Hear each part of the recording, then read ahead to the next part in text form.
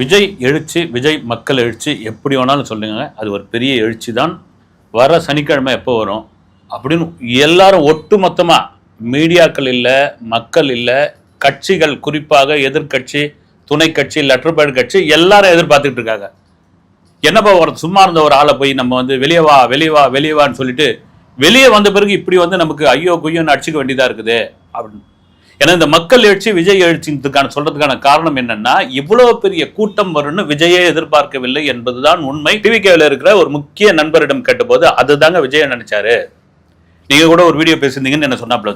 காலையில பல் வலிக்கிட்டு டிஃபன் சாப்பிட்டுட்டு ரொம்ப 8:30 மணிக்கு கிளம்பி சென்னை ஏர்போர்ட்டுக்கு சார்ட்டர்ட் ஃபிளைட்ல பிடிச்சி 9:15 கிளம்பி திருச்சியில் இறங்கி உடனே போய் அப்படியே ரோடு வழியா போய் நடந்து 10:35 பேசிடலாம் அப்படின்னு முடிவு பண்ணியிருந்தாரு விஜய். அதற்கு காரணம் என்னன்னா, இருக்கும் வழிநெடுங்க இருக்கும், ஒரு வழக்கமான கூட்டமா இருக்கும். நம்ம பார்த்துருக்கீங்களா, இதுக்கு முன்னாடி இந்த தலைவர்கள்லாம் வர வீடியோ காட்சிகள்லாம் பார்த்துருக்கோம்.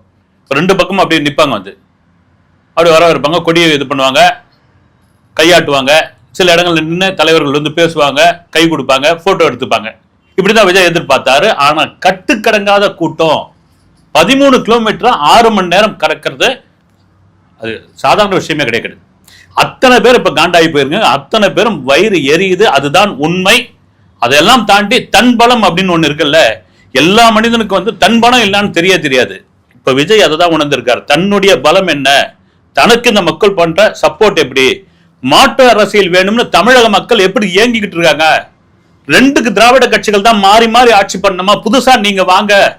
அதான் விஜயோட பேச்சுன்னு இருந்தது. நான் பணம் எல்லாம் நிறைய பார்த்துட்டேங்க, நான் பார்க்காத பணமே கிடையாது, நான் அரசியலுக்கு வந்தா சம்பாதிக்கணும்னு அவசியமான ரொம்ப தெளிவான பேச்சு. இது உண்மையில தெளிவான பேச்சு. ஒரு 250 கோடி சாதாரண காசு கிடையாது.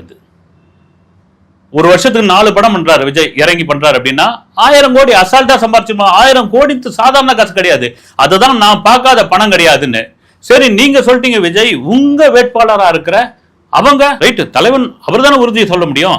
அதே சமயத்தில் அவரும் ஒரு தலைவன் என்ன முடிவோ அதுதான். எங்கிட்ட நண்பர் கேட்டார், விஜய் சொல்லிட்டார் ரைட்டு, நான் பார்க்காத பணம் கிடையாது, நான் அரசியலுக்கு நான் சம்பாதிக்க வேண்டிய அவசியம் கிடையாதுன்னு.